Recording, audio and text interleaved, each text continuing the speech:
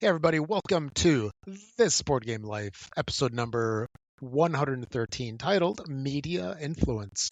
This is the show about gaming, board gaming, tabletop gaming, any kind of board game related topic that we feel like we want to talk about at that particular moment. I am one of your fine hosts for today. My name is Rob, and with me, somewhere on either side of me, not sure which, is my good buddy Mark. Hey everybody, how's it going? What's up, Rob?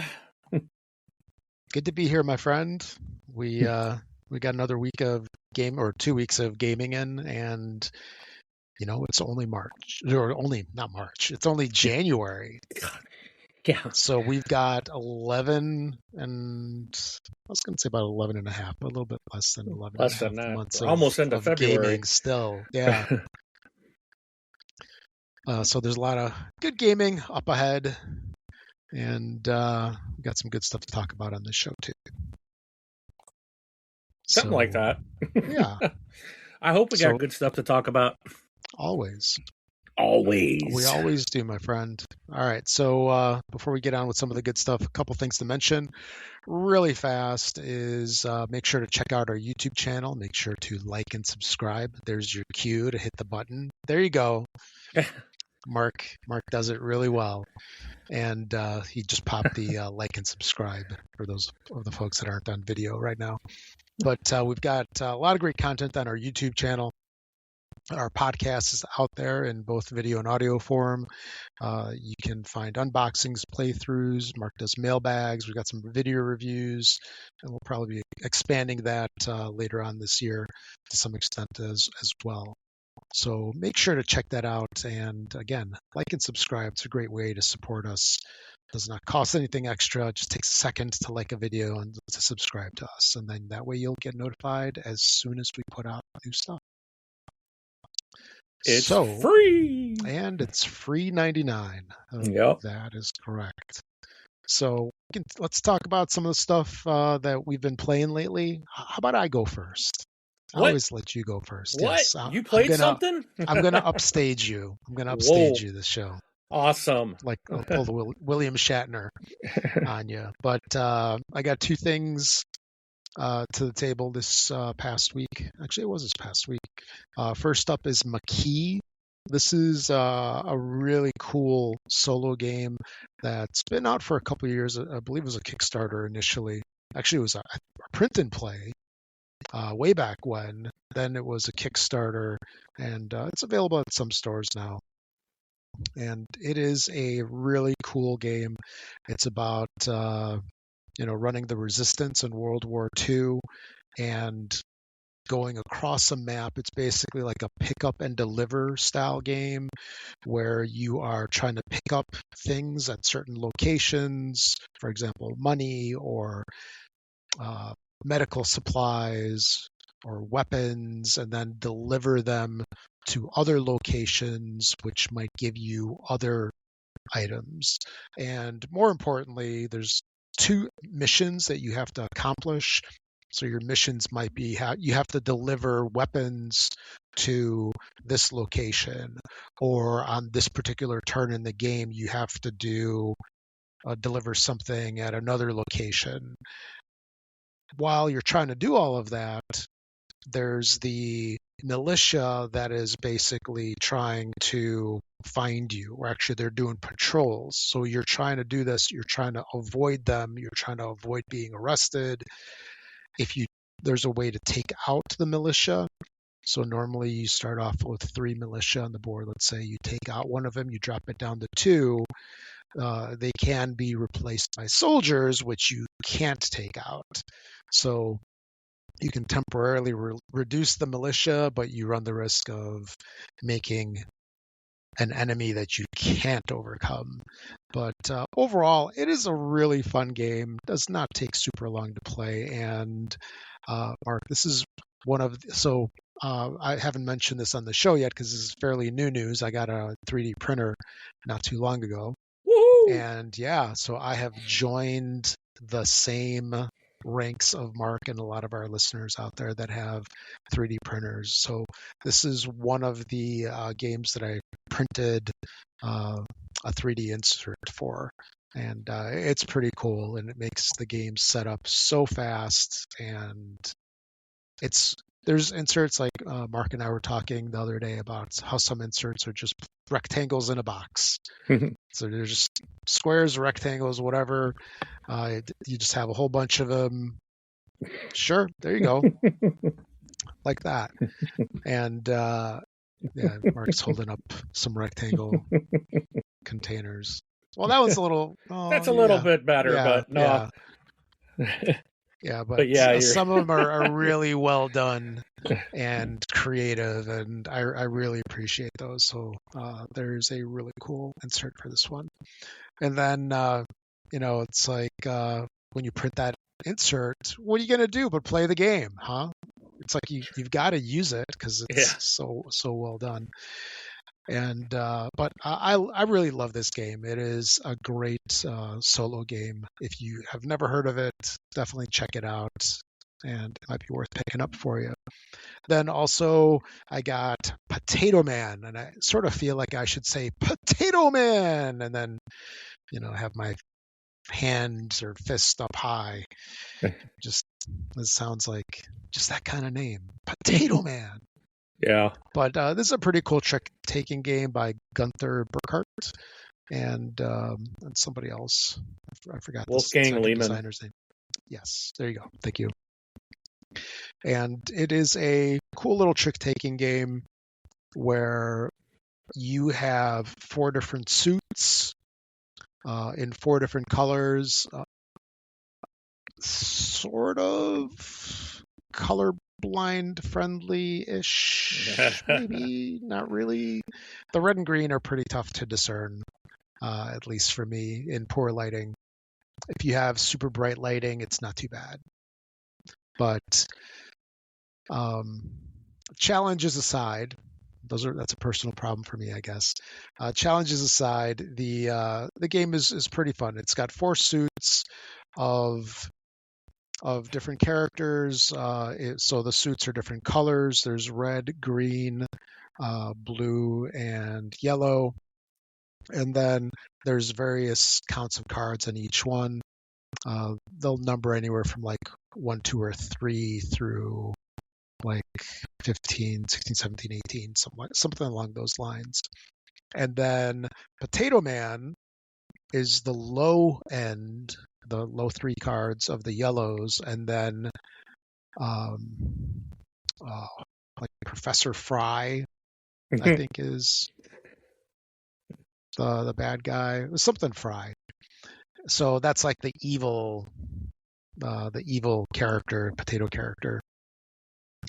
And so the reds are like the super highs, but if in a single trick, if you play a Potato Man, which is the low 1, 2, 3s, it always wins over that's like the trick in this one, or the gimmick, or whatever you want to call it. And then also the other thing is you can't play the same color twice. So for example, if I play yellow, the second person to play that round cannot play yellow. So they have to play red, green, or blue. And it's a fun little game. Entertaining. I like the artwork on it. And most importantly, it's fun. But that is important. Yes, exactly.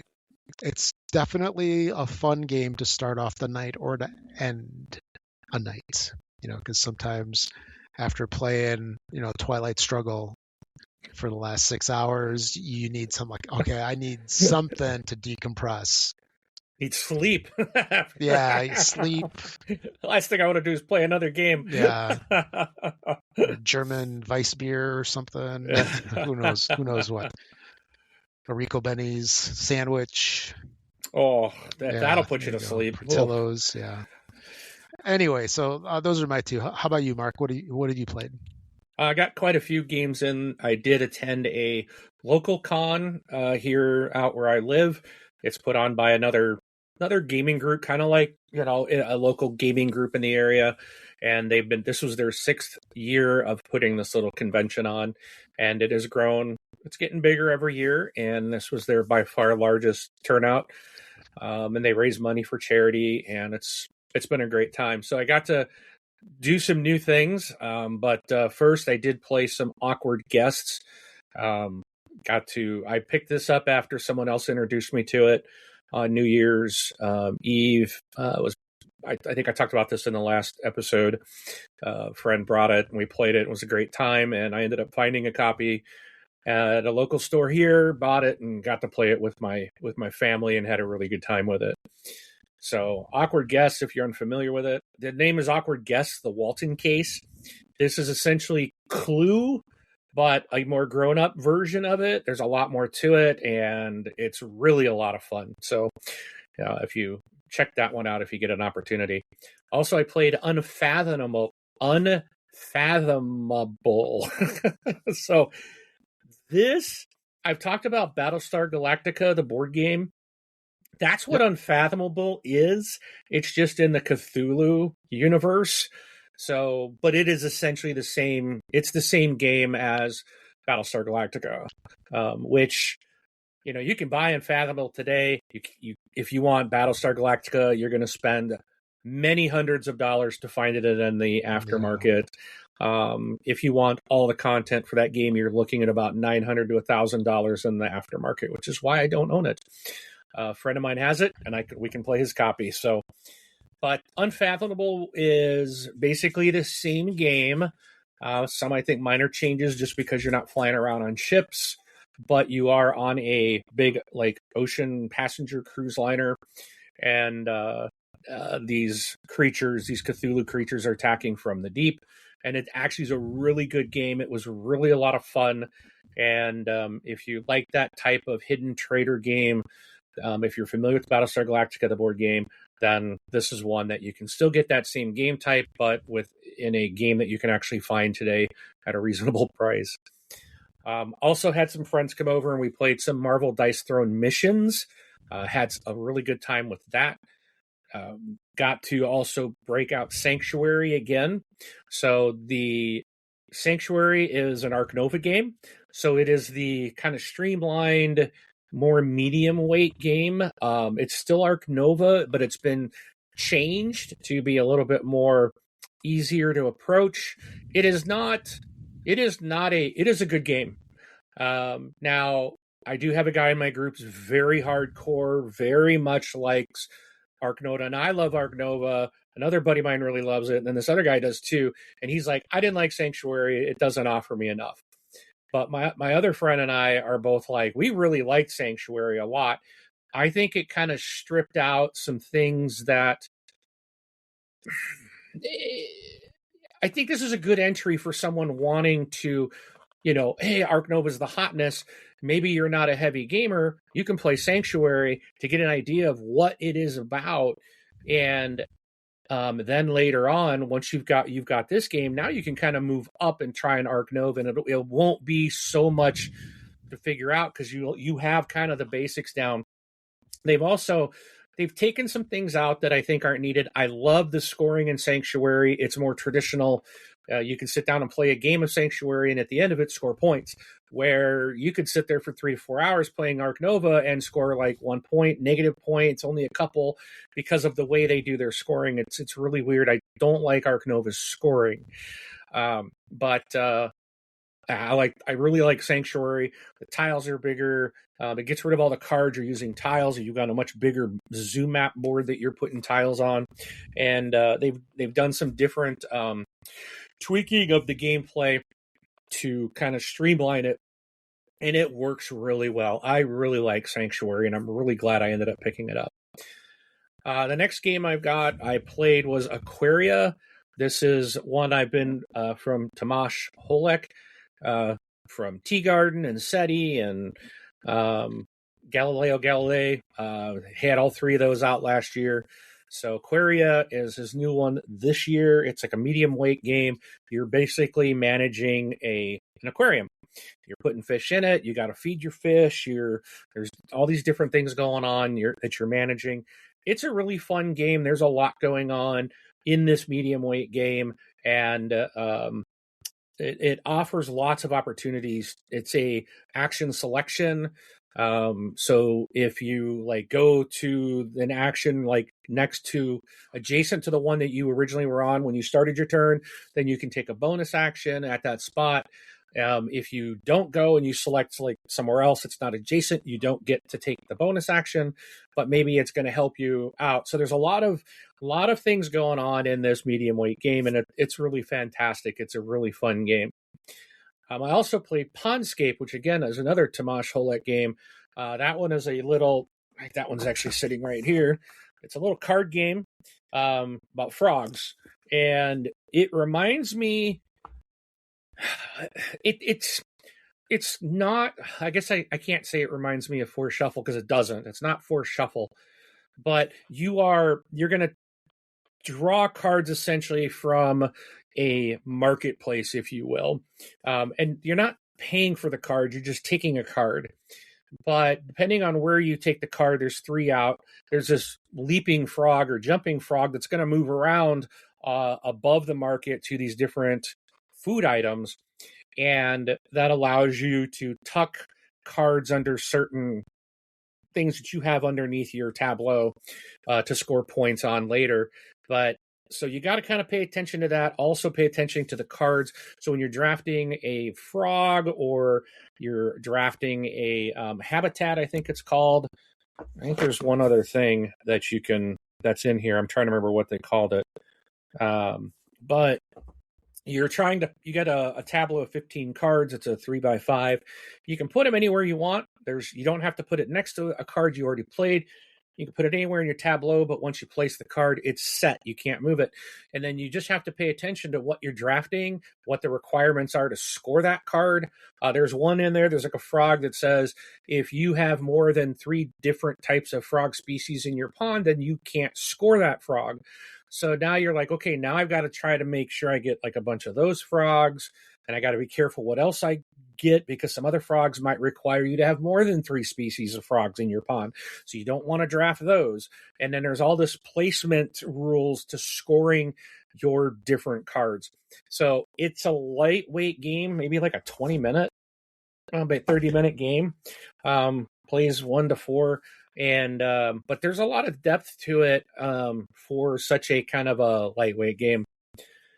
Next, I played Dead of Winter, a Crossroads game. Absolutely.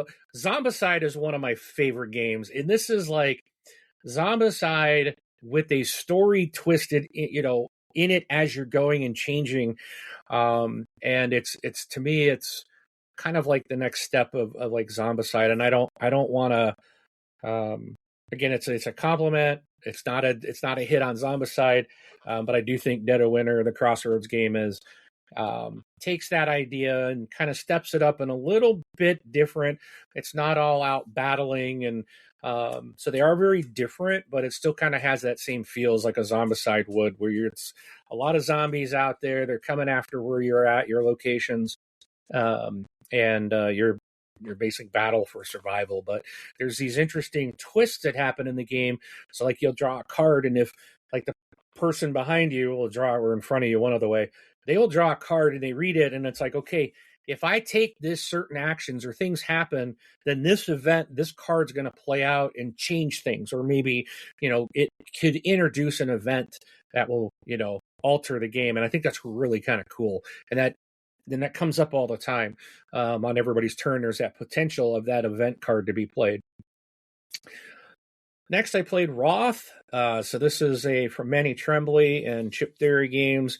It's a area control game. It's the one that looks like a unicorn vomited on the playmat because it's just these bright colors. This got to play this at. This was one of the games I played at the convention along with Aquaria. And this went over well. I had one guy in my group kept asking me, "What was that game? What was that game?" I think he's going to end up trying to hunt it down and buy it.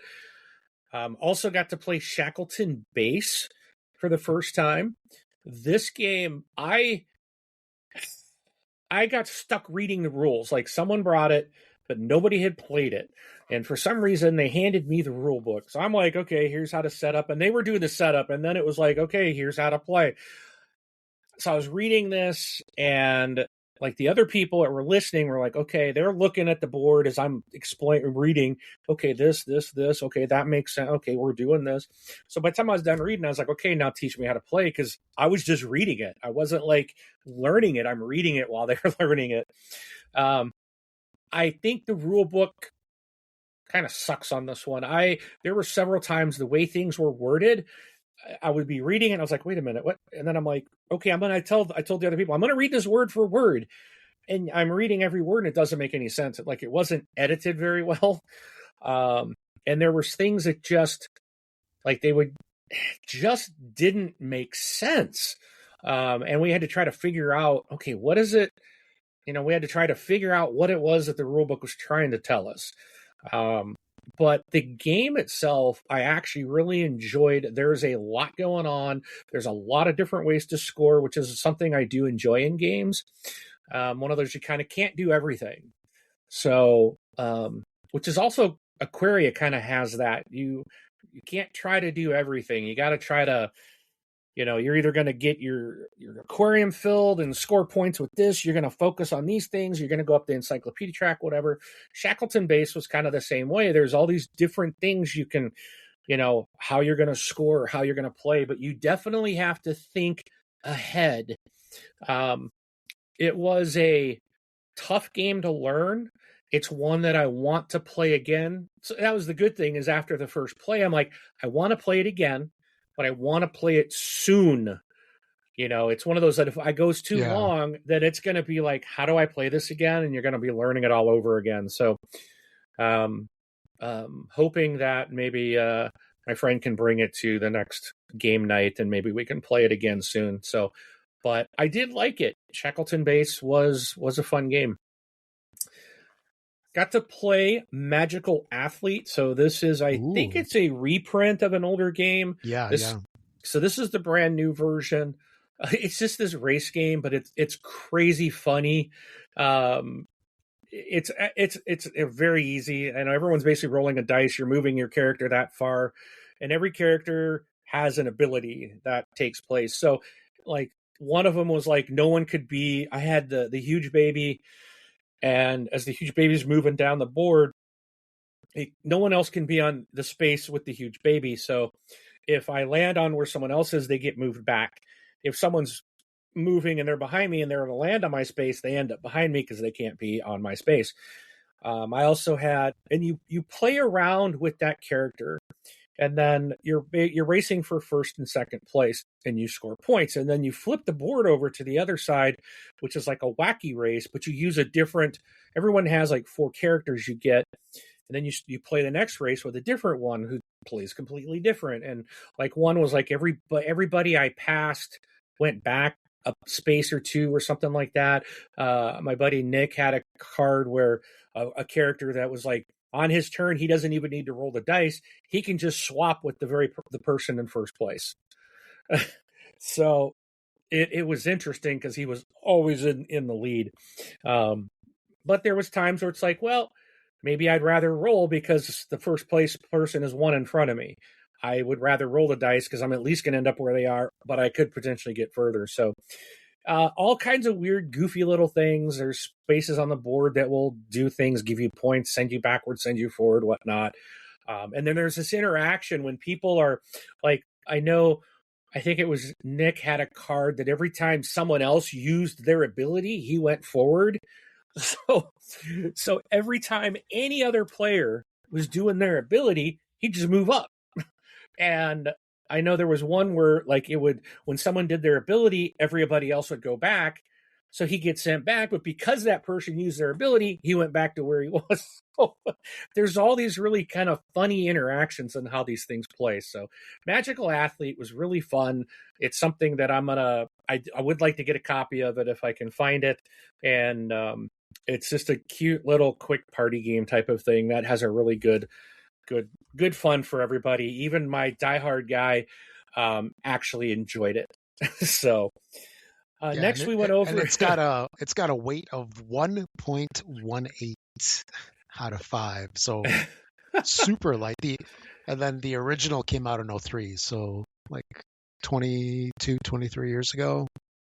Yeah, I'm And curious if it's yeah, just like, I'll have to look it up. I don't know if it was an artwork change or was it like what else was it? Like did they change the game or is that's this a good question. They might have updated it because I saw that Richard Garfield was on the design team. So it was Takashi Ishida is the original designer of the game and hit back in yeah. '03, and then the reprint is Richard Garfield and Takashi Ishida as well. So I would imagine there was probably some changes if Richard Garfield got involved.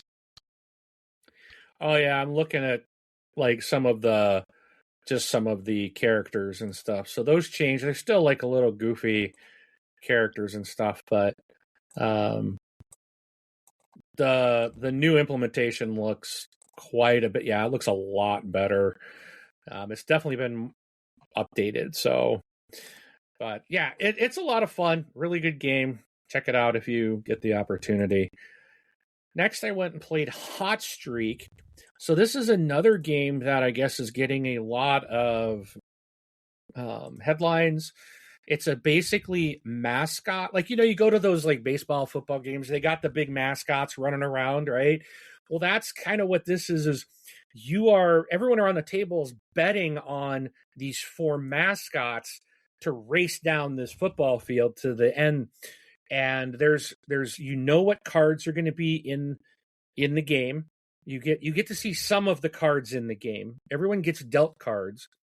And then you are placing bets on which, like whether you see certain things. So if you're familiar with Ready Set Bet, it's like I feel like it's Ready Set Bet but with mascots and in a really goofy kind of Ready Set Bet. So you're gonna bet on, well, I think this person's gonna win, or maybe they're going to or when someone crosses the finish line, there's going to be like nobody is in like close to second place. There's like these grids on the field, and like no one will be in a certain couple spaces after that, or maybe they will, and then you can win or lose points. You can bet big, or I've not bet big, but you can take like a risky bet, and then if it doesn't pay off, you lose money. And it'll do things like, oh, this mascot will trip, or if you run into the mascot, it could send them off of, it moves them forward or to the side, so you could knock them off the field, let's take them out. They could trip, and then even if they get a card that says moves forward 3, they're only going to move forward 1 as long as they're laying on the ground. So it's like they're still rolling on the ground, but their ability to move is limited until they get like a reset card. So there's this kind of goofy action going back and forth, and it's just a quick little funny racing game. So that was a lot of fun to watch. Then also, again, these are all still at the con. I played Blood on the Clock Tower, or I guess I don't know if you say you played it or did you participate. It's more of a part because I feel like you don't really play Blood on the Clock Tower. It's like you participate in this weird event. Have you ever played this, Rob? No. So it's very popular. I guess it's a social deduction game, I think is really what it is. Everyone gets like a secret identity, and there's like townsfolks, and then there's like which are good, and then there's the bad. They're trying to find who the demon is and who the minions are who are trying to kill the townsfolk and stuff like that. Some people will get information, some won't. Some people will think there's something when they're not that, because they're drunk, like they're really the drunk. But the game master will tell them like, "Oh, you are the Undertaker" or something. So they think that's what they are, and they're starting to play the game like that's what they are. But that's not them. That's not what they are. They're just the town drunk, so they don't know anything. And we had like 11 people, and they're just sitting in a circle, and there's a day-night stage, and basically during the day, so at night it starts, and I was the poisoner. First time I've ever played it. I was a minion, and I was a poisoner, and so I had to pick someone to poison, and then everyone else. So like the first night took a while because the game masters tapping people to open their eyes, and he's doing hand signals, and they're pointing at stuff and doing different things. And and then it's daytime, so we all open our eyes, and then we're just free to basically start talking, sharing information. So like during the nighttime, some people would get information, and whether it was real or not, who knows, right? But you got to start to figure it out. But nobody knows who anybody is to start the game. And it was just interesting. We going through a couple different cycles of people trying to figure out who's who and what's what. And ultimately, the townsfolk in this game did figure out who the demon was and who the minions were, and we got killed off. So it was interesting. I do see the draw of the game. It's rated an 8.4 on BGG. It's weighted at a 304. I guess just because it's a social deduction, but yeah, it was interesting. So I'm glad I got to actually play this and be introduced to it. A couple more things I'll make quick. I did play Zombicide again. I got to play it last night. I was so happy to play it. I love this game. And I'm actually printing. I realized, boy, I need to look for a 3D insert for Zombicide because I just got everything thrown in the box, and I found a really cool one that I'm working on printing now. So I'll have everything in actual containers instead of just thrown in the box. But yeah, I got to play Zombicide. I also played Food Chain Magnate for the first time this past week. Not for me. I did not care for the game. I know it's a beloved game. I know people really like it. It just didn't work for me. And at the end of it, I was just like, I have no desire to play it again. Just wasn't for me. So, and then the last game, this is one I'm absolutely going to try to find. It's a Stefan Feld game, The Druids of Eudora, which I guess is brand new. Should be hitting shelves soon. A friend of mine who backed it or pre-ordered it. I think she pre-ordered it. Brought that over the other day, and we played that. And man, it's a good game. It's really a good game. At first I was like, what? I look at the box, I look at the name, I'm like, what is this? I was like, it's a Stefan Feld. I'll play it. I love Castles of Burgundy, right? So I'm like, yeah, I'll try it. And yeah, it's good. It's a really good game. And you've got to really think. You got to plan what you're doing. You plan your route, but then you're limited to what you can do at each little place that you go, and you have to basically pay for your movements and pay to do your abilities. And but at one point I ended up like, by the end of the game, I kind of stuck to one corner, and like my final move was like, well, I can't get anywhere new. I think I did, but it took like just about all the money I had left, and it really limited to me what I could do. But you are fighting for, it's like area control and all these other things you're trying to match. It's again like a point salad type of thing. There's a lot of ways to score, kind of like Castle Burgundy. There's a lot of different things you can do to score. Same with Druids of Eudora. There's a lot of different ways to score and get things, and it was really, really a fun game. So can't wait to get my hands on that one. Thankfully, it's not like a $150 Queen game. Yeah. Like from the City Collection or something. Exactly. Yeah.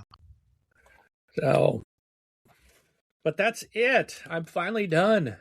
All right. So definitely a lot of good gaming in the last 2 weeks. All right. If you're wondering how you can contact us, we've got the answer for you. We've got the answer for you. You can reach out to us at contact@thisboardgamelife.com. And always, please leave a comment on any of our videos. We do monitor that. We do respond, and we love seeing the videos or the responses there, or the comments. And don't forget to like and subscribe. Oh, sorry. You got to do it. You got to do it. Yeah, I did it. Mark was a little slow on that one. I missed that one. I caught you off guard. With that. But anyway, let's get on to the news real quick before we get on to the main part of the show. You want to take this first one? Sure, why not? So the very first one is the route and Ark's designer Cole Worley, I think it's Worley, and style-defining artist Kyle Farron are leading a staff exodus from Leader Games to form a new board game studio. So they are. I read the headline and probably shouldn't have done that. So Leader Games. Let's see. Oh yeah, there it is. So they Cole Worley, who designed hits including Arcs and Oath while at Leader, and the lead artist Kyle Farron, who is most famous for his art on Root, they have left Leader Games to launch Buried Giant Studios with Worley's brother Drew and former Leader director of operations Ted Kaya. Leader Games has agreed to sell Arcs and Oath to Buried Giant as part of the shakeup, while keeping hold of its huge selling title Root, a game which, despite its complexity, has broken out of the hobby game bubble and onto the shelves of major retailers such as Walmart and Target, which is pretty crazy to think, because, man, Root is, I'm surprised that is at Walmart and Target, but that's how popular the game is. Yeah. So the Exodus will leave Leader with a design and development team comprising company founder Patrick Leader, the co-creator of its debut release Vast, The Crystal Caverns, and co-designer of multiple Root expansions Nick Brockman, who has worked on expansions for Root, Ahoy, and Fort, and solo game designer specialist Liz Davidson.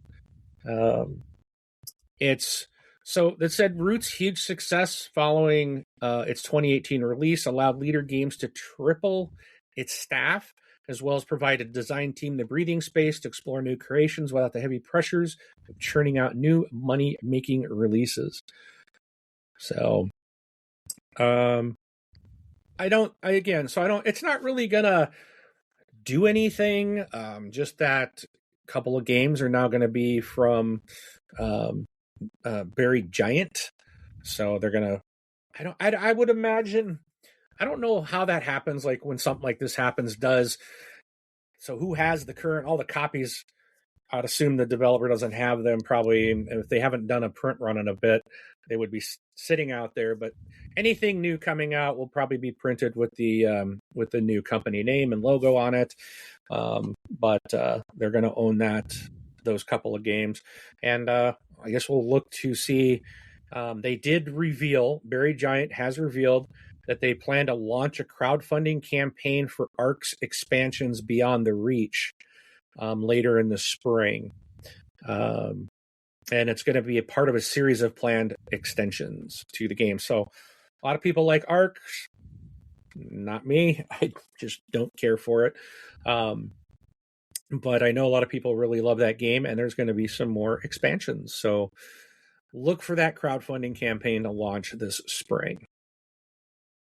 So okay, next up is there's a publisher called Office Dog Games that has put out a couple of titles recently. Like at Gen Con, they were showing their Lord of the Rings game called The Hobbit, There and Back Again, which is somewhere around here. I think it's buried behind the big stuff. But that was one that I was really looking forward to back at Gen Con last summer. And they have recently released 2 more Lord of the Rings games. They're the Lord of the Rings trick-taking games. There's 2 versions of it. One of them, actually, I just picked up the other day. It's, I can get it here. It's the Lord of the Rings, the Two Towers trick-taking game, and then there's the Fellowship version. So they're cool little card games. And so you can see lately there's been that shift. They got that IP going or flowing, Lord of the Rings stuff. And to continue with that, they're having a bit of an expansion in 2026. They're going to be announcing and releasing 4 new games, including 2 licensed games. I'm not sure what that is. Maybe we can assume that they're Lord of the Rings. And a reimagined edition of a popular card game classic. Who knows what that is? and a new Legends of the Five Rings project. So they're going to be announcing what all of those are. So this is kind of a little teaser that they put out, that they're coming out with a bunch of stuff later this year. And they say that so this spring during the Gamma Expo, we will find out what the big reveal or what's going to be coming, plus bigger reveals planned for Gen Con in August of this year. And so exciting times for those guys. So it's cool to see a small company doing big stuff. And then DeVere revealed that Cities USA is coming out in retail Q1 2026. So that is right now. So sometime probably before March or through the end of March, we'll see this. Cities USA was designed by Steve Finn and Phil Walker Harding. Those are both very respected designers. Love their games, both of theirs. And it's a standalone game as opposed to Cities, which came out, I don't know, about a year or two ago. And this one is a standalone urban planning game that focuses on skyscrapers, bridges, and waterfronts found in U.S. cities. So plays up to 4 players, 10 and up, 40 to 60 minutes. And also Cities City Achievements expansion, Cities City Achievements and Theaters expansion is going to be coming out soon. That's going to add 11 new achievement tiles to the game, as well as a mini expansion revolving around theater tokens. So that will be coming out soon.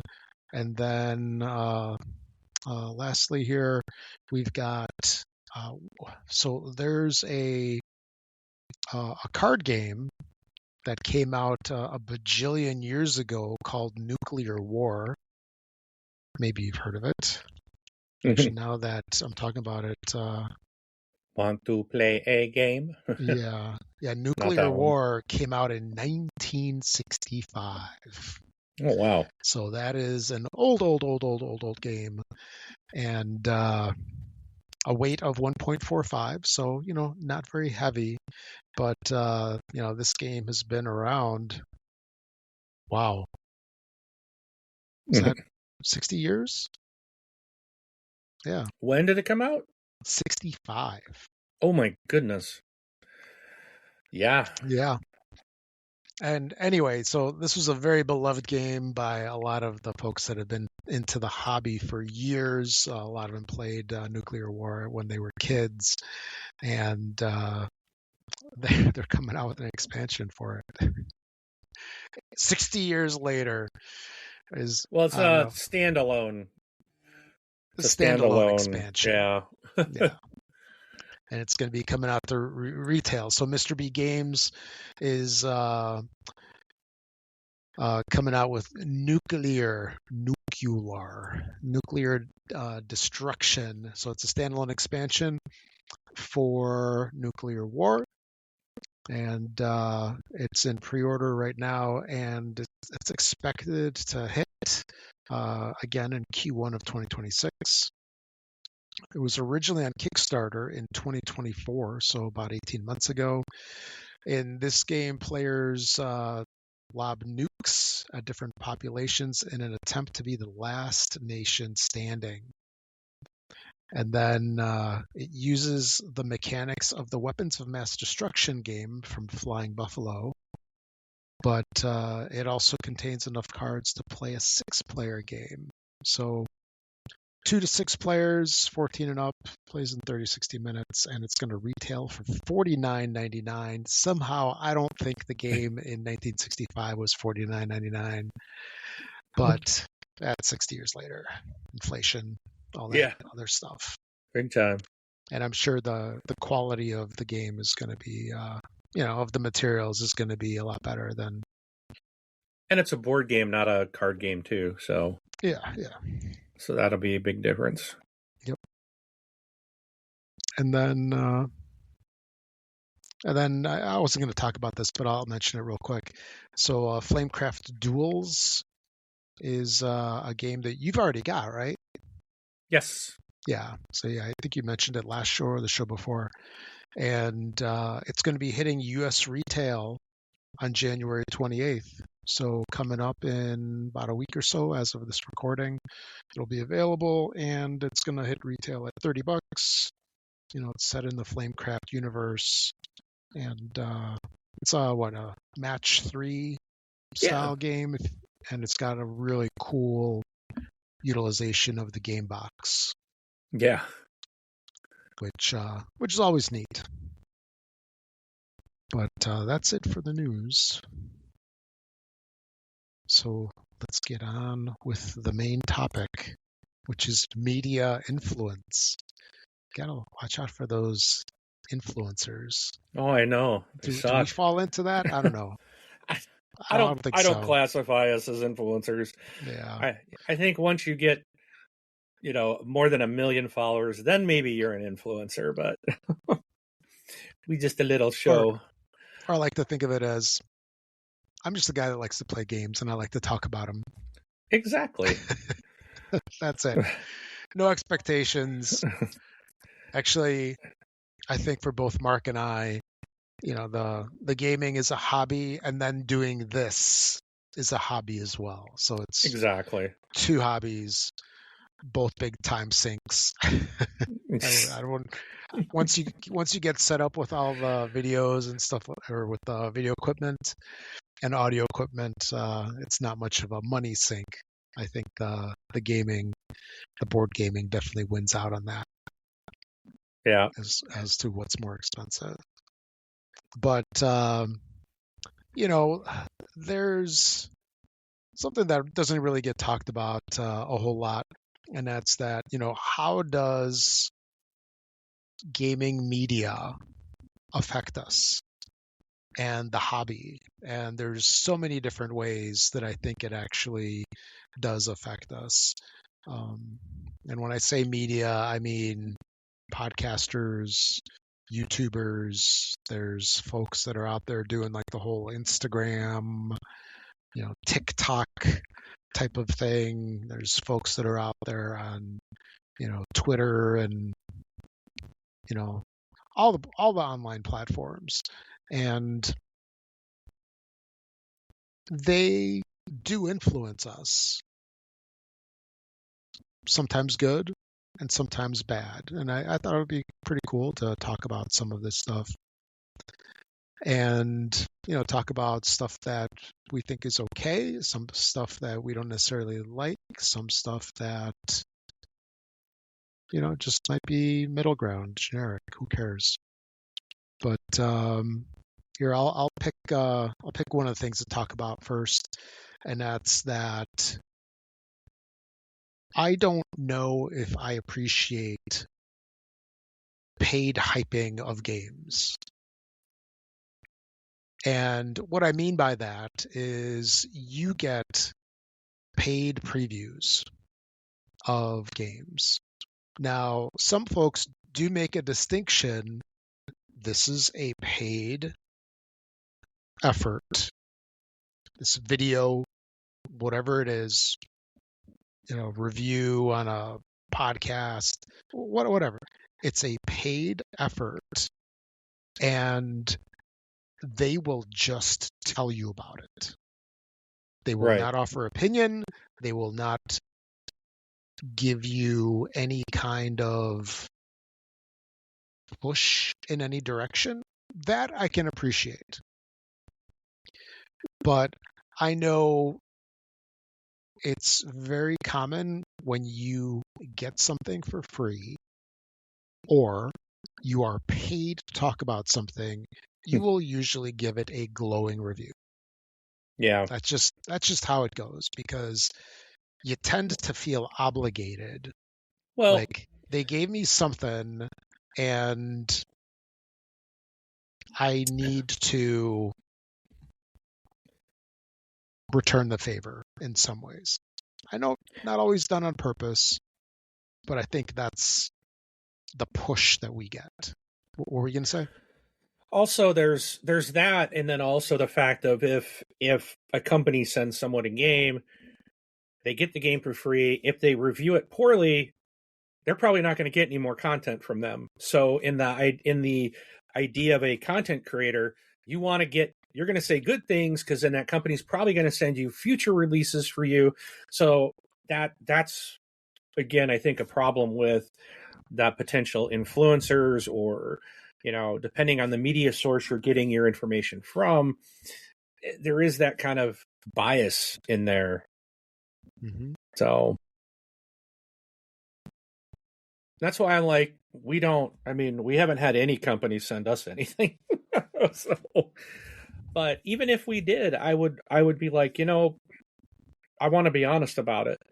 And that's like, even like games I don't like, I'm not going to do a review, because I don't want to do a bad review.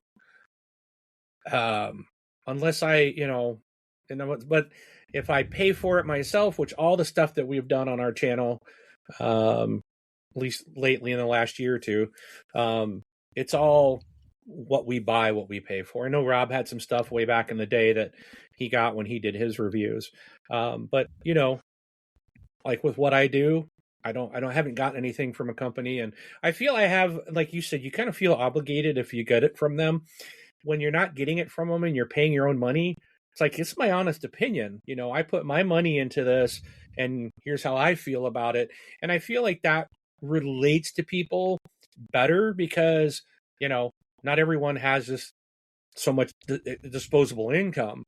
And this is where I put my money, this is what I do. So I enjoy the hobby, but when I put money into it and I don't like the experience, then I feel more apt to share that.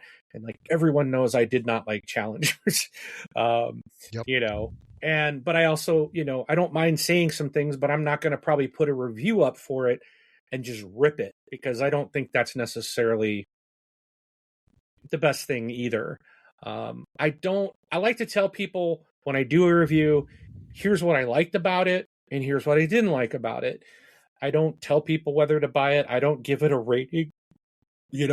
I might say, hey, I love this game, but I'm not going to give it a rating of 5 stars or 10 stars or 100 out of no number out of a, whatever, a 10-point scale, 100-point scale, because I think that's all. And I guess I'm rambling. I think I'm getting off board, but I always feel like, even with like Dice Tower, when they give it like their seal of approval, or they hit it a 7, and someone's like, well, why did it get an 8? I'm like, well, that's all personal. Everybody's different. Everyone's going to look at a game differently. I did not like challengers. I did not like Food Chain Magnet. Those challengers won a freaking Spiel award. Food Chain Magnet's like a huge, very popular, was a great game. It's just not for me. So for me to put a score on that and then tell the world, here's my score, is I think irrelevant. Everyone's going to look at something different. So I appreciate the reviewers that are just kind of honest, and that's why I try to do that with mine. Here's what I like, here's what I don't like. Not like feeding into it to get it all hyped up. And another thing, which is kind of like part of like the whole struggle, is that when we're deciding about games to talk about, especially when we're doing reviews, if there's a game that I don't like, I'm less apt to talk about it, because I'm excited to talk about the games that I do like. But if you're actually providing an informational service, per se, for your listener base, you should also give them the good and the bad. At least that's what I would sort of expect. Yeah. But it's a difficult thing, especially like when we let's say, like, if you do a YouTube review, that's a lot of time. That's a lot of time, a lot of hours.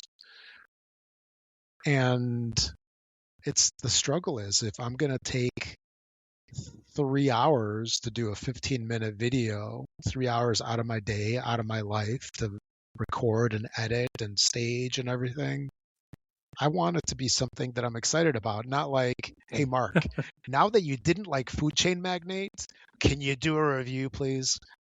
Come on, you can do it.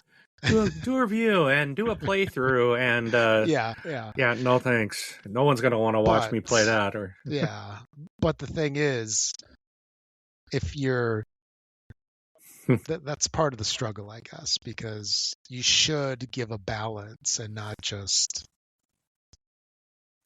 talk about like the stuff that you're excited and love.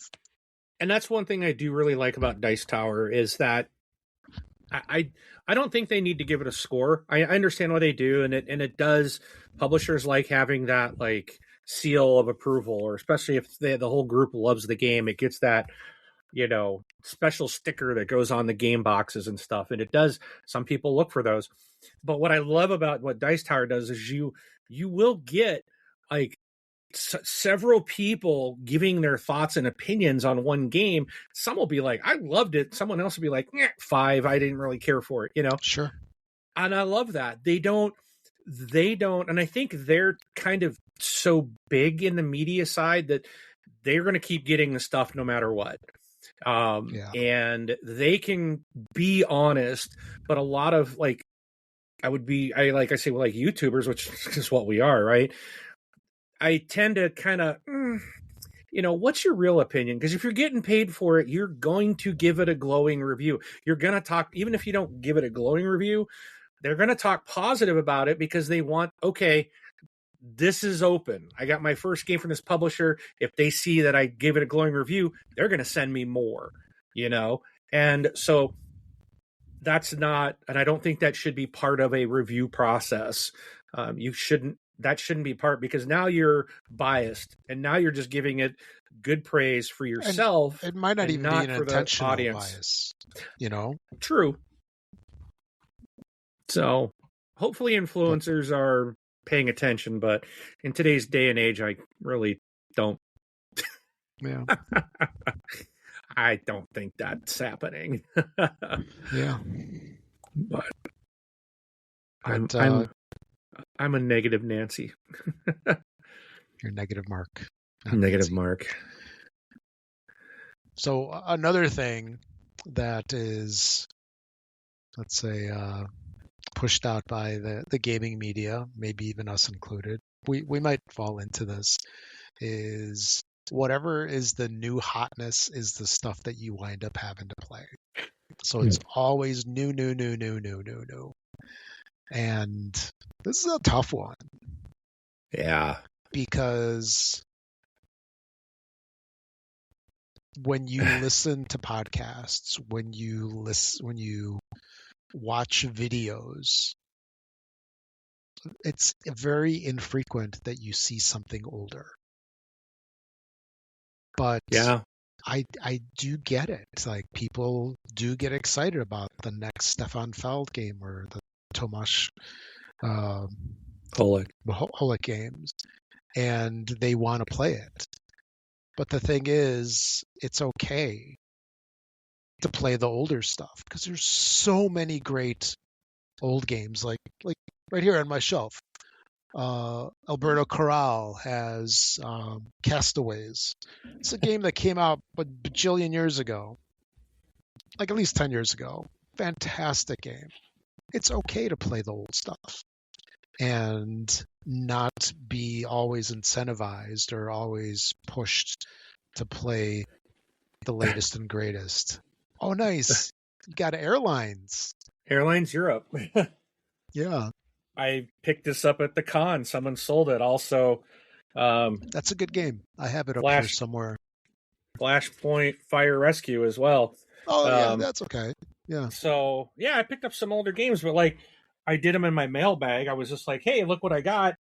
But I'm not doing like unboxings or anything, but because I'm like, they're older games. No one's probably going to care. But, I when I play them, if it turns out like this, I just fell in love with the game, I will absolutely probably do a review on it, even though it's old, because I don't think we should skip out on things like that.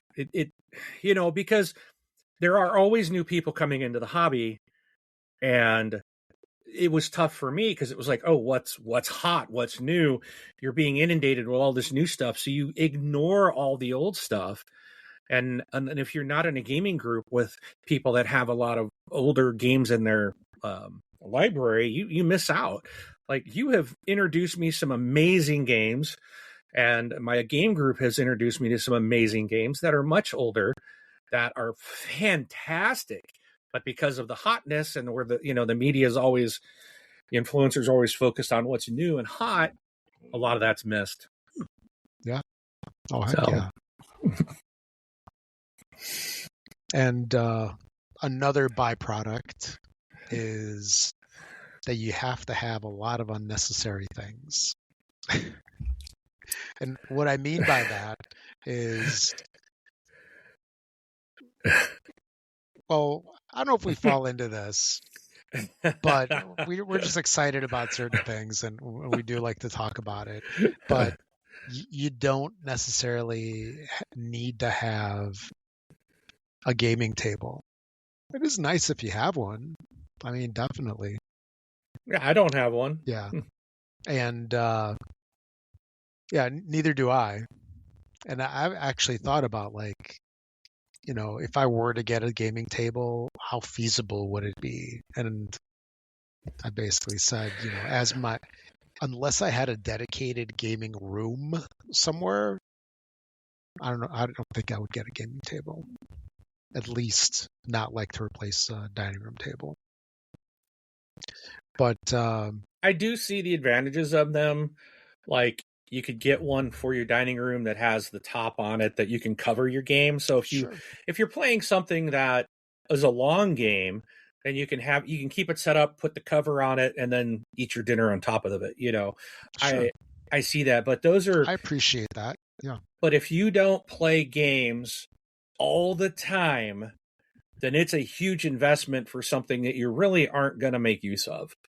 And like, even if you have a gaming room, so like when I set this room up, my original intent, we weren't doing this channel.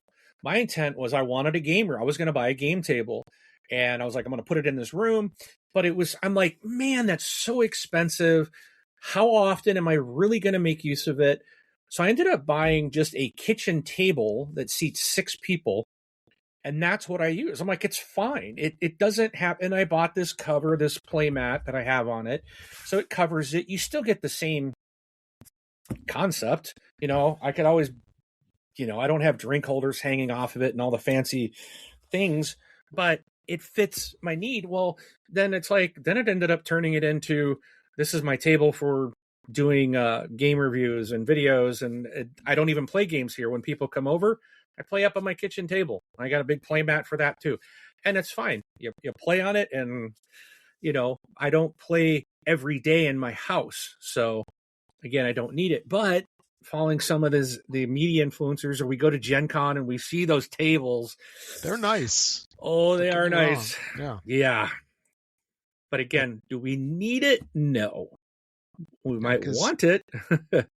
Because I was thinking, like, even if I had the space for a dedicated gaming room, or actually I would need like a gaming wing, technically. Yes. But yeah, if I had a dedicated gaming room, even then, like, is a table really necessary?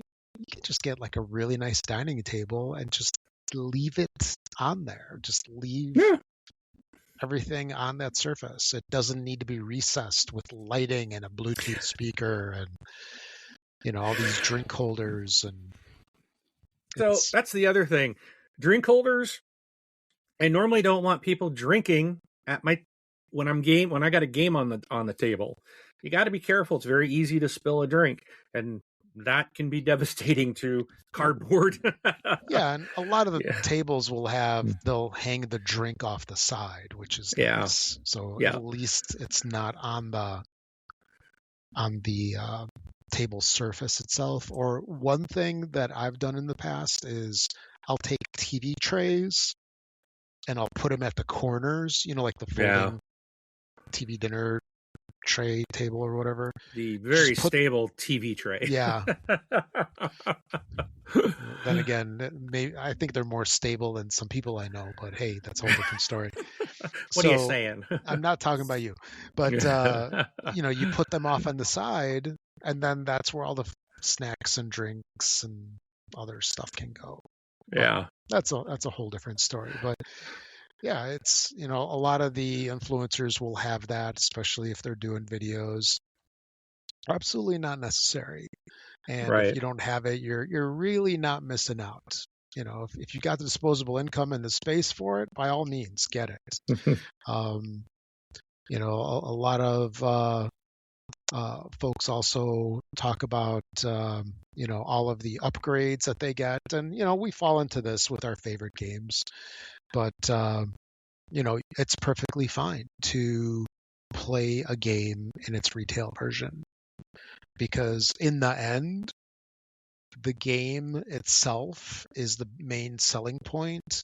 Yeah. And while the tactile feel of metal coins is nice, while the feel of having, instead of a standee, you now have a miniature. The miniature looks cooler, it feels cooler in the hand, but it's just as functional.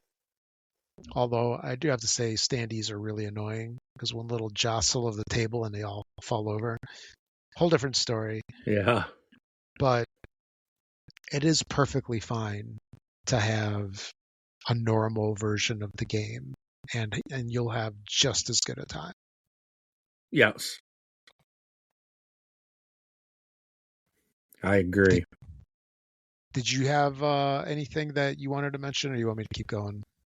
No, I think I would just mention things you already have on your list. I wasn't able to. You can just keep going. I'm Okay. Yeah, no problem. So another thing, and we kind of touched on this with. Let me actually touch base on one thing on the unnecessary things. Is that because you're going on to D, right? Yeah. So I think the biggest thing is probably the biggest unnecessary thing, in my opinion, is expansions. And I think I have bought so many expansions, and my experience is, if you play a lot of games, the chances of playing those expansions are extremely thin. And most of the time, unless you're playing with the same group all the time, and maybe you have fewer games, then expansions can make the game you buy last longer. That's great. If you are kind of in the hobby like Rob and I, and we're just constantly getting new stuff, expansions really is a big waste of money and space for your shelf, because I find a lot of times that because I'm always teaching someone new at game night, there's always someone who's not played this game. So even if I've got half the people or majority of the people have played the game and I got the new expansion, I'm usually not putting it in to make the game easier to learn for the new people. And it seems like so many times, and even some expansions just don't necessarily add a lot. Like Ark Nova, I love it, but the Marine expansion, there's so many cards in the game, and this basically adds more cards. And if you're going to go down that Marine route, there's a huge stack of cards, and you got to find just a couple. It's kind of pointless. After I bought it and I was putting it together, I was like, oh my gosh, this was kind of a waste. I mean, it's cool what it may add, but is that going to come up very often? So I think you got to be careful with your expansions, what they offer, and does it really provide value? Right. So that's, I think, a big thing. Now, something like the SETI space agencies that just came out, I like that because it gave more alien races that you can put in your game. So it's just, you have more that will come up in your base game. It doesn't change the game. You already have 5 and you're picking 2 every game. I'm sorry. Yeah, 2 to potentially find and play against. Why am I thinking it's 3? I feel like I'm drawing a blank. I swear only 2 sat out there, but there's 3. You're looking for 3 different alien life form. Anyways, I'm having a dumb moment. But there's a total of 5. You don't use them all in the game. This gives you like 3 more to put in there to mix in. So it's not an expansion. It's just more content to play in your base game. Then there's also like asymmetrical abilities, so everybody gets a special power or something in the game. And then there's, of course, some additional cards that go in that will offset some of those new aliens or different things. So that's an expansion that you can very easily just put in, and it doesn't really alter the rules so much. Or it also has like a skip the first round, because you kind of get a jump start into the game. They have that as well. So there's things like that that can make it easier for people to get into the game. But I think the majority of expansions are just like, let's recomplicate the thing, or they're adding so many new levels of stuff that you probably won't get to play them, or especially if you've got new people you're teaching. So I think those majority of expansions can be unnecessary, and that the ones that I think are really worth it are few and far between. Yep. So to kind of recap, like the stuff that we've gone through so far, like with media influencers and so forth, they could potentially be shilling games just because of money, right? You give glowing reviews. They're always going to be playing the hottest games. So I think this would fall into, like, the expansions would fall into the hotness, right? Because the expansions is the latest version of the game. And we don't need to necessarily play the newest games. We don't need to play with the latest expansion. Because, to be honest, I'm almost turned off of getting expansions, because for the games that I do have expansions, I rarely ever play them, because most of the time I'm playing with new people and I'm teaching them the OG game. I don't want to overcomplicate it. And then sometimes the game is just so good by itself. Yes. So we don't necessarily need those expansions. And, just because you see the influencers playing with them, or, talking about them and excited about them, you're not necessarily missing out. You're not missing out because you don't have a table or a fancy game room. I mean, most of us don't have the space, because any spare rooms are filled with shelves. But hey, that's all the story. And another Oh, sorry. Go ahead. No, go ahead. No, you go.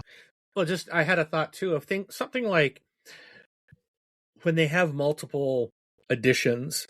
You got the retail edition, you got the deluxe edition, and sometimes you have a super duper ultimate collection edition or something that's been blinged out to the extreme.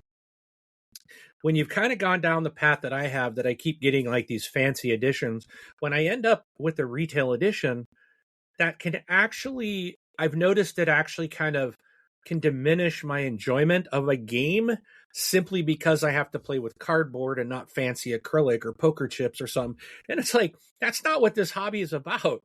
Right. If it's a good game, it's a good game. It doesn't matter if it's, cardboard or acrylic, wood pieces versus plastic pieces or something. That shouldn't matter. So again, those things really are, the deluxe editions really usually are very unnecessary. Well, they are unnecessary. It doesn't, and Rob and I have talked about this. I think we had a whole show dedicated to it, I believe, about how we love acrylic tiles, the tactile feel, the sound of, like, when you put, like, when I'm playing Quacks of Quedlinburg, you dig into your bag and it's all these acrylic tiles, and it's like there's something so satisfying about the noise that it makes, as opposed to just little cardboard chips. Or when you got everything in a bag and you're like shuffling them with your fingers. Yeah, exactly. Yeah. It's not needed. It is unnecessary, but it can be, I think it's a good thing on a game that you absolutely love to maybe then go and get some things to enhance that experience. But the problem, again, like with me, is I've done that on some things, and the next thing I know, I'm wanting the best edition of everything. I want everything blinged out, and it's not necessary. I bought Luthier a couple weeks ago, and I was like, it's the retail copy. It was the only one left. Like, it's like I haven't seen it anywhere. I ended up buying it because I'm like, I haven't seen it anywhere. But it's like, the whole time I'm unboxing it, I'm just thinking, I know there's a deluxe edition out there, and it's like I'm not even thinking about the game. I'm like, okay, how much is it going to cost me? What do I need to upgrade on this? And that's not what it should be. That's not what this hobby should be about. So I hate that I've kind of gotten into that mindset because of unnecessary things. Yeah. So. Yeah, because, talking about the experiences, like if we translate that to food, it's like we don't necessarily need to eat at the Fleming's Steakhouse 3 times a day. We could go to McDonald's or Taco Bell once in a while. It's perfectly fine. You got to slum it every once in a while, yeah. You can get your BK or your, Ivors? Ivars? No. Ivors, yeah. Yeah. And it's perfectly fine for that particular time. Yeah. And, I do have to say, like Castles Burgundy, I love that game so much. It's been my favorite game for years. And I've got the special edition. And even with that, it's all blinged out. And I'll admit, I went too far with that game because like I got the terrain pieces and I really don't like the terrain pieces. Yeah. I'd rather play with the regular ones just because it's just a pain to find it and it like screws up the flow. It blocks the board. Screws up the flow of the game. Yeah. Basically. Yeah. But it's you don't need that stuff for every single game. If it's a game that you really treasure, you really love to play it over and over, why not? Yeah. But another thing is needing to play everything. Because when you listen to the shows, the podcasts, like This Board Game Life, I don't know, or you're watching the YouTube channels, they're always like playing so many games. Yeah. Right. It just, today I played these 5 games. Yesterday I played these 8 games. If you're in a position where you're able to do this hobby as a full-time thing, which some of those people are doing full-time, you can afford that. But, there's a lot of us that, we have real life stuff. We have families, we have work, we have, family members that we're taking care of, and you're trying to do stuff with the kids. We have a budget. Yeah, you have budgets, whatever it might be. A budget of time, not just money. Yeah. And it's okay to play once or a couple of times a week, or heck, even a couple of times a month. It's not, you can still be in the hobby and have a great time and not be gaming multiple games every single day. Yeah. And the people that are doing that's because this is their job. And, I feel like I think about that with like the Dice Tower people, because they're reviewing new stuff every week. And it's like, I think about the amount of time that they have to put into that. They've got to learn the game. They've got to do a dry run a couple of times to, reading the rule books and playing it and trying it out before they actually, review it or actually do a live play and stuff like that. There's a tremendous amount of time put into that. Yep. And it's like, when you watch a 20-minute video, you don't, oh, wow, 20-minute video. Oh, that's it. It's not that easy. There's so much more hours and hours, like you said earlier, Rob, that go into making that small little video. And if you're going to get a real review, like someone that's just like if it was us just getting stuff all the time from companies, we wouldn't be able to keep up. We wouldn't be able to put the proper amount of attention and time into it because we can't play everything. We can't play every day. It's just not possible unless this was our sole job. And even if it was our sole job, I don't want to play everything. And I don't necessarily want to play a board game every single day, because then the hobby becomes a job. and then you're doing it for completely different reasons. And that's where I think now we get back to kind of that first thing with the paid hype. Well, I've got to hype it up because I got to keep the content coming in so I can create more content to get more viewers, to get more money. That's that kind of vicious circle. But Sure. yeah, we don't have to play every day, and we don't have to play everything. Play what you love. Yep. What you love, what seems interesting. And then another thing is, it is when you're watching these videos, as an example, like YouTube videos where they're going through and they're doing a playthrough or rules teach or whatever, they're usually so well done. And, well, not all of them, but a good portion of them are really well done, really well explained. They're showing you the pieces. And you know what? If you pick up a rule book for Tea Garden, or heck, even this card game that I just picked up, the Two Towers trick-taking game, the rule book in here is actually sizable. It's it's not huge. Well, it can't be too big because got to fit in the box. It's 32 pages. Oh, wow. So, maybe 3/4 of it is, and it's a lot of freaking text. Wow. And you know what? It's perfectly fine and normal to struggle learning to play a game. Yeah. It's perfectly normal to go through a rule book and go, I don't even know what I just read. I need to read this paragraph 10 times to understand it. That's perfectly fine. You don't have to be sort of like how the influencers show it as being like, oh, you want to know how to play this game? Here's the 45 steps on how to do this one turn.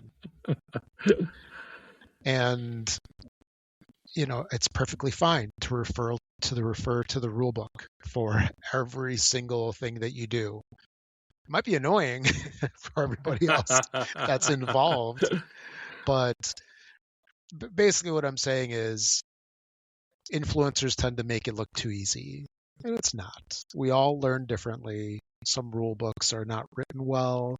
Some books are very wordy. We're impatient, and it's perfectly fine to struggle through some of that stuff. Yeah. Nothing wrong with it. Although I do have to say, the more rule books that you read, the easier it is. And then, not to go on too much of a tangent, but I'd like to blame today's society for making it so difficult to learn games, because we're so used to Facebook and Instagram, just scrolling through stuff, not actually sitting down and reading. I know there's a good amount of people that still do read, right? Physical books, Kindle, whatever. Audible, that's not reading, that's listening. But yeah, but you know what? Never mind. I'll go off on a tangent. I'll tell you about something offline. I do like my Audible, but I can tell you that reading a book, an actual book, is way different than an audiobook, because like I said, I love my Audible. I've got a Kindle, and they are not the same. But even like Mark, you and I, we do a lot of stuff online for work, reading product information, whatever it is, updates. And even that is difficult, I think, because we're just so used to scanning stuff. It's so difficult to sit there and actually read. That is a skill that the last 10 years, maybe a little bit longer, has pushed out of society. And I guess moral of the story YouTube is shorts. Read books. Read TikTok. Books. Yes. Read books so you can understand your game rule books better. Yeah. Or comprehend them easier, whatever you want to call it. But and another thing we kind of touched on this is, you don't really need to play every day. couple times a Rob week. doesn't. Yeah. You're too busy. Yeah. Busy getting your studio together. I know. Coming soon. This year. Sooner rather than later. It's cool. It is the home stretch. It is the home stretch. So, but yeah, so you don't need to play every day. You don't need to play everything. You don't need to get all the unnecessary things that you see influencers have. Other things, while going to cons is cool. It's also cool to play by your friend's house. Yeah. It's a lot cheaper. Yeah. Right? I'm just saying because you're not tempted to buy as much there.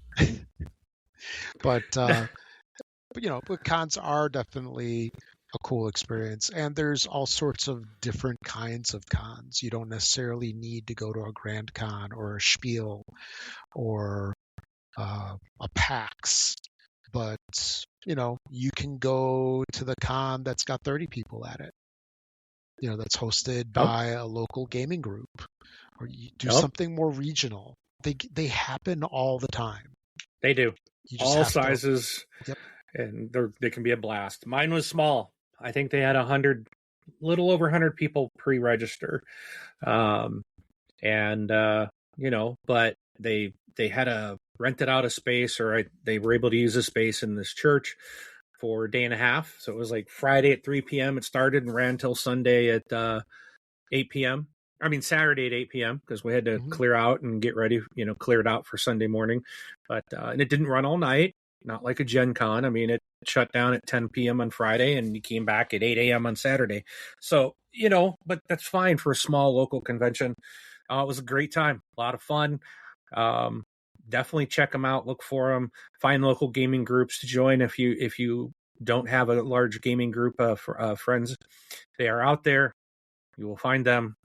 Look on Meetup, Facebook, whatever social media to find a local gaming group. Check on with your friendly local gaming stores. They might host them like ours does. But one thing I wanted to say about this, we've kind of talked I feel like we've talked a lot of negative about gaming media. There is positive too. Oh, absolutely. And even those that get paid for the hype or whatnot, despite all those things, I'm really grateful that there are a lot of people in this hobby, for whatever reason, are able to get new hot games or whatever, any type of games, and share their thoughts, comments. Like most of the stuff I do is unboxings. I enjoy doing that. I think it's a lot of fun to open up the box and show people what's in the game. Because it's an experience. It's like treasure hunting and opening up a treasure, and it's like, what's inside? Yeah, I mean, I love watching like Tom Vassel's unboxing every week, and he calls it the most boring unboxing in the world. But I love watching it. And he actually just opens up the cardboard boxes, what comes in their mail, which is what I do as a mailbag. But he opens up all their boxes in a video and just throws them on the table and says, "Here's what came in," and that's it. He doesn't, he's like, "Oh, I've heard of this. I look forward to playing that," and he goes on to the next one. And then I do that, but then I also do another video of like where I actually unbox that game, open it up, show you the components and things like that. So I'm grateful when somebody like does that, or I can see what comes in a game, because I've done that. I've watched things. I'm like, yep, I want the shoot, it's in my head. I want that deluxe kit. I can't think of the game. I'm told it's right behind me somewhere. I have to find the name of the game because it's going to drive me nuts. Because it's Andromeda's Edge. I had the retail version, so I was looking at and I watched an unboxing and someone showing off what the deluxe component kit includes, and I'm like, yep, I want that. So I'm very grateful for the media and the influencers and stuff like that, because we have that ability to see if it's something that we might be interested in. So there is that outside of all the hype. I am grateful for media. Oh, yeah. So it's good. It's bad. So. No, absolutely. So to shift into the more positive side of things, one thing that I do appreciate about gaming media is exposure to new things. Yeah. Where there's a lot of times where we will hear about a game and not have any interest in it. But then when I say hear, I mean just say like, hey, this game is coming out from this designer, released this quarter, etc. We'll hear about that and then not have any interest in the game. But then once we hear a little bit more in depth of a take on the game, then it piques our interest. And it's also a great way to find out when releases are coming out because, like, heck, if you didn't, like, just thinking about tonight's show, if you love Battlestar Galactica, you now know that Unfathomable, right? Yep. Is basically a form of a reimplementation of Battlestar Galactica. So Yep. if you can't get a hold of Battlestar Galactica, maybe now Unfathomable is something that's on your radar. Yep.